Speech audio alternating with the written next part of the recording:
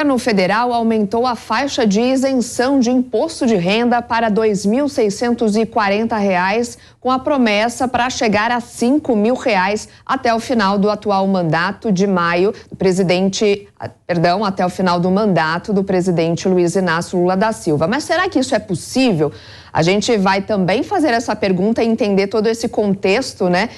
Com o advogado agora tributarista, Diego Diniz. Boa tarde, Diego. Obrigado pela sua participação aqui com a gente. Boa tarde, Soraya. É um prazer. E já te faço essa pergunta. Será que é possível, então, chegar a esse valor, né, de R$ 5.000? O ministro da Fazenda, Fernando Haddad, disse que essa semana, inclusive, que isso ainda ele não sabe como fazer, mas que há um caminho.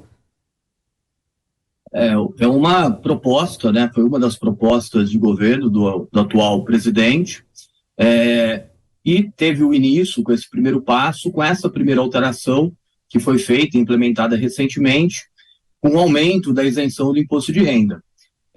Me parece que a implementação desse plano de governo, dessa proposta que foi feita durante as eleições, vai depender, óbvio, das condições econômicas, enfim, e de outros fatores políticos que se apresentarão ao longo do mandato do atual governo. Mas o importante é que um primeiro passo, um primeiro sinal já foi dado com a alteração e o aumento da faixa de isenção que foi agora veiculado para ser vigente a partir do mês de maio. Qual que é o objetivo desse mecanismo novo, né? Quem que vai ser beneficiado com isso? Segundo as estimativas do governo, aproximadamente 13 milhões de pessoas seriam beneficiadas com essa nova faixa de isenção, Soraya.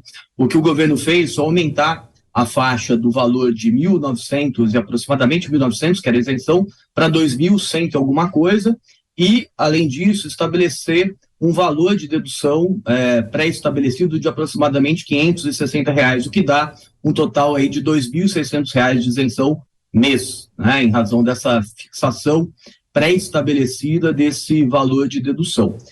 Como já disse, segundo as estimativas do governo, aproximadamente 13 milhões de pessoas seriam agraciadas com essa nova faixa de isenção. Uma medida que será imediata ali? O consumidor já vai sentir no bolso essa medida? O contribuinte, a partir de maio desse ano, ele já começa a gozar disso, e isso impacta na declaração de imposto de renda que ele vai fazer no próximo ano, referente ao exercício do calendário de 2023 e que é entregue em 2024. Tá, então só para a gente reforçar aqui, essa nova medida não impacta na declaração que já está sendo deste ano, né? Inclusive um prazo estendido, né? O contribuinte tem até o dia 31 para fazer a declaração do imposto de renda. Essa nova medida vai valer só no ano que vem. Perfeito, Soraya. Para a declaração do ano calendário de 2022, que tem que ser entregue até agora, 31 de maio de 2023, nós ainda temos as alíquotas, as faixas, melhor dizendo, né, as faixas de incidência do imposto de renda anterior. Então, para essa declaração que tem que ser prestada até 31 de maio, ainda nós temos a faixa de isenção no valor de R$ 1.903,98. Em relação a essa nova medida, então, o contribuinte que ganha até 2 salários mínimos, ele não precisa fazer nada, esse benefício vai ser imediato mesmo, só para a gente reforçar aqui para a nossa audiência. Exatamente, Soraya, isso automaticamente ele já passa a fruir desse benefício decorrente do aumento dessa faixa, lembrando que isso vai se impactar na declaração do ajuste anual que será feito no ano de 2024. Vou trazer para a nossa conversa, então, Gustavo Segré, que vai te fazer uma pergunta. Diego. Pois não. Pode perguntar, Segré. Agora sim, desculpa, eu tinha colocado no silencioso. Agora olha aí a tecnologia novamente, acontece, tá tudo bem. Agora nos atrapalhando, Soraya, um pouco. Doutor Diniz, muito obrigado pela sua entrevista. A pergunta é, primeiro, por que o presidente Lula citou 5.000 e não 4.000, ou 6.000, ou 3.750, segundo a sua interpretação? E uma pergunta vinculada. Não acha que a política está um pouco dissociada com a prática técnica, nesse caso econômica, de colocar um problemão para o ministro Haddad de ter que contrarrestar a perda arrecadatória por parte do pagamento do imposto de renda com alguma outra que não sabemos qual será. Bom, primeiro em relação à proposta original de algo em torno aí de R$5.000, me parece, muito provavelmente, assim se imagina, que foi objeto de um estudo prévio por parte da equipe econômica que montou o plano de governo e muito provavelmente pensando no acúmulo que durante anos a tabela de imposto de renda não sofria alterações, né? E, consequentemente, a inflação vinha corroendo os valores ali incidentes. Então, muito provavelmente, imagino eu, que esse valor de R$5.000 e poucos da proposta leve em consideração esses anos de defasagem pelo fato de não ter ocorrido o reajuste da tabela do imposto sobre a renda. No que diz respeito à implementação, de fato, é um problema a ser enfrentado e a ser trabalhado pela equipe econômica do governo, e o que se espera, talvez, com isso, é eventualmente pressionar, né, no âmbito político o advento de uma reforma tributária, de modo, então, a se rever de uma forma mais ampla as incidências tributárias e, com isso, acomodar essa proposta de governo. É importante relembrar que, no que diz respeito a essa primeira alteração que foi feita agora, ela veio, juntamente com ela, uma alteração no imposto de renda no sentido de tentar, em certa medida, não ter um impacto da perda dessa arrecadação, dessas 13 milhões de pessoas que deixarão de pagar imposto de renda. Ela veio acompanhada de outras alterações legislativas na própria MP que promoveu a alteração da tabela de imposto de renda, no sentido de agora tributar rendimentos de pessoas residentes no Brasil, mas que possuem investimentos no estrangeiro. Então, me parece que foi uma forma imediatamente pensada para tentar acomodar essa perda arrecadatória. Mas é óbvio, se ao chegar ao valor, se de fato isso foi implementado ao longo dos 4 anos, e se chegar ao valor de R$5.000 e poucos de faixa de isenção, será necessário pensar em outras medidas para compensar essa perda arrecadatória. Então, Diego, na sua opinião, você acredita que essa medida deveria acontecer num contexto de reforma tributária? Porque nesse momento, já que ela não conversa com outras necessidades que envolvem aí o desenvolvimento econômico, pode parecer até um pouco injusta? Não necessariamente. Me parece que é uma medida, como eu disse, volto aqui a frisar um ponto que eu apontei. A medida ela não veio isolada, a alteração da faixa de imposto de renda, a isenção da faixa de imposto de renda, ela não veio isoladamente. Ela veio acompanhada, e aí se pode criticar a forma como foi pensada essa compensação, mas no sentido de se tributar rendimentos no estrangeiro, de residentes do Brasil e que tenha rendimentos no estrangeiro. Então, em alguma medida, foi pensada pela equipe econômica uma compensação.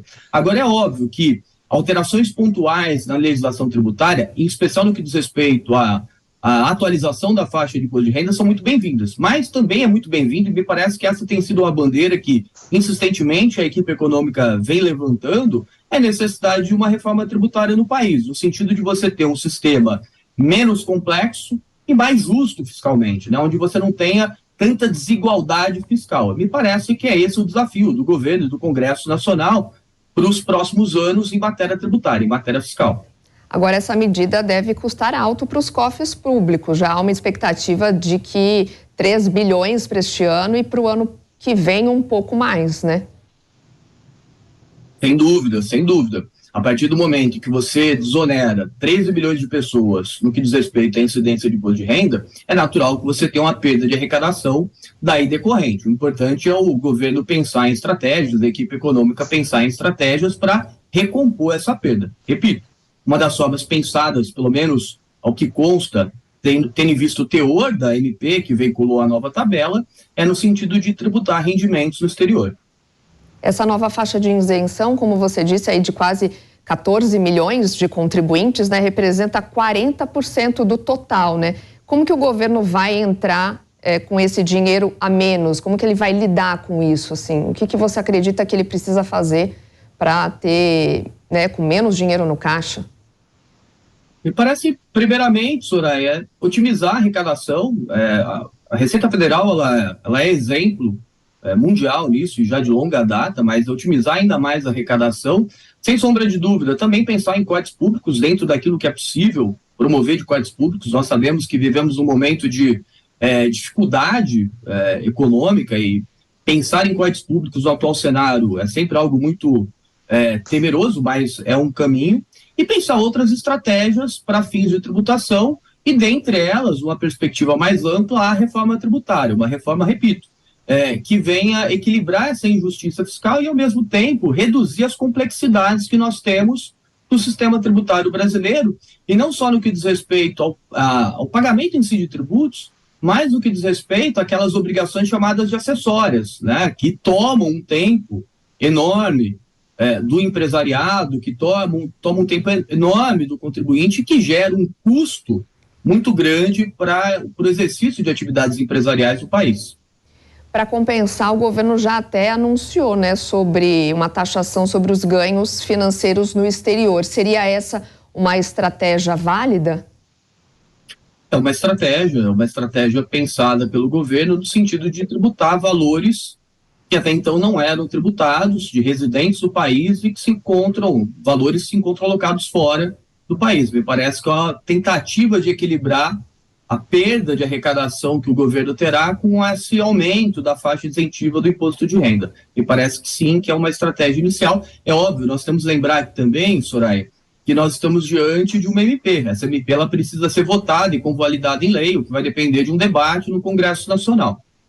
Com esse imposto, basicamente todos os contribuintes devem ser beneficiados, né? Como você disse, quase 14 milhões de contribuintes. Mas essa medida, ela é focada para quem ganha menos? Sim, sem dúvida. Levando em consideração, porque se nós analisarmos a alteração, nós vamos ver lá que nós tivemos mudança nas duas primeiras faixas de incidência do imposto de renda. Na medida em que eu aumento a faixa isentiva, que é a primeira faixa, para R$ 2.100 e poucos reais, com mais os 560 lá de dedução automática, eu aumento a faixa isentiva e, consequentemente, para a segunda faixa, que tem lá incidência com a alíquota de 7,5%, eu aumento a nota de corte, né, o marco inicial para a incidência dessa alíquota, que agora não é mais de R$ 1.900 e poucos reais, e passou a ser de 2.100 alguma coisa. Então, você acaba tendo um benefício para aquelas pessoas que ganham menos. Na sua avaliação, né, a gente até falou no comecinho que essas mudanças não aconteciam desde 2015. Na sua opinião, ela deveria acompanhar a inflação? Essa medida já era até que considerada urgente?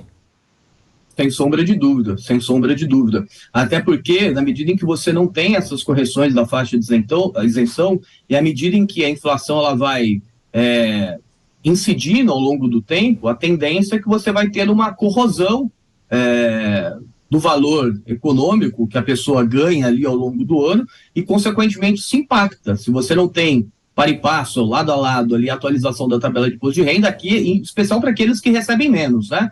Você acaba tendo o impacto maior da inflação para essas pessoas. Tendo em vista que, repito, a inflação lá segue o seu fluxo normal e, em contrapartida, as faixas de imposto de renda não acompanham. Então, aquelas pessoas ali, em especial as que ganham menos, acabam tendo um maior impacto por esse descompasso entre a progressividade e atualização da tabela do imposto de renda e inflação.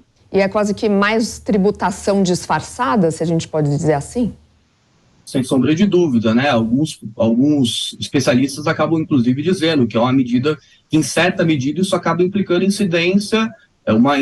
uma majoração da incidência tributária em razão dessa não atualização, a não correção da tabela de imposto de renda, sem dúvida. Só para a gente finalizar aqui, só para entender também, né, essa nova faixa não afeta as declarações deste ano. Então, quem que precisa declarar agora até um prazo de 31 de maio, né, nessa reta final? Sempre que a gente fala de imposto de renda, o contribuinte já fica nervoso, ansioso para conseguir separar todos os documentos, enfim. Sem dúvida. Bom, são várias hipóteses de incidência, Soraya, para fins de declaração. E aqui, primeiro ponto importante a gente destacar, que o fato da pessoa ter a obrigação de declarar não significa necessariamente que ela, ao final, vai ter que efetuar pagamento de imposto de renda. Mas as pessoas estão sujeitas à declaração anual de imposto de renda por exercício, pro ano calendário de 2022, que deve ser entregue até agora, 31 de maio de 2023, são, primeiro, aqueles que tiveram rendimento, e aqui rendimento eu falo salário, aposentadoria, aluguéis com valor anual acima de R$ 28.559,70. Aqueles que receberam rendimentos isentos, não tributáveis ou tributados exclusivamente na fonte. Então, por exemplo, uma pessoa que é sócia de uma empresa, de uma microempresa, que recebe dividendos. Esses dividendos não são tributáveis na pessoa física, mas ainda assim, se ela teve rendimentos dessa natureza acima de R$ 40 mil, ela também precisa fazer a declaração de imposto de renda.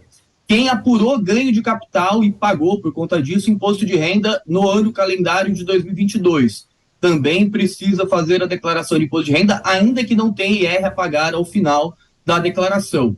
Uma novidade trazida para essa declaração, que tem que ser entregue agora até o dia 31, é quem realizou operações na Bolsa vendendo acima de R$ 40 mil.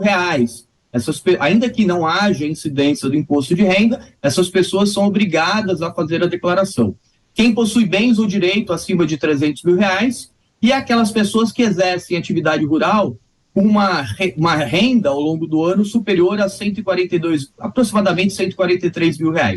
Todas essas pessoas, elas estão sujeitas a prestar a declaração de imposto de renda, o que, repito, não é necessariamente significado de ter IR a pagar ao final da declaração. E a gente falou desse prazo estendido esse ano, até 31 de maio, né? Mas, segundo a Receita Federal, se o contribuinte que tem aí valores a receber conseguir fazer até o dia 10, ele tem mais chance também de entrar ali no grupo de prioridade, né? Para receber antes. Sem dúvida. Você, eventualmente... Primeiro ponto, acho importante, né, Soraya? Entregar antes é sempre mais interessante para evitar aquele apuro dos últimos dias, eventualmente um problema no sistema... Enfim, né, da tecnologia que falávamos aqui há pouco, vocês falavam há pouco aqui no jornal, para que ela não nos atrapalhe, né, não atrapalhe os contribuintes. E, além disso, para você também ter prioridade no recebimento de eventuais restituições. Aliás, nesse aspecto, aqueles contribuintes que optarem por receber sua restituição via Pix terão prioridade no recebimento desses valores. Primeiro, as prioridades legais. Depois das prioridades legais, aqueles contribuintes que optarem pela via Pix e que, óbvio, prestarem suas declarações mais prontamente em relação àqueles que deixarem mais para o fim da data. Receita Federal espera receber quase 40 milhões de declarações até o dia 31 de maio, que é o primeiro dia também desse pagamento, né, dividido em 5 lotes. Exato, é isso, a expectativa é essa, e a Receita, como eu disse, ela é Receita brasileira, ela é exemplo e está muito acostumada e me parece que está habilitada a receber esse número considerável de declarações. Tá certo, Diego. Muito obrigada. Conversamos então com o advogado tributarista Diego Diniz. Obrigado por sua análise diante desse cenário que ainda deixa muitos contribuintes aí ansiosos quando chega essa época do ano. Uma boa tarde para você. Até a próxima. Eu que agradeço. Boa tarde para vocês. E ainda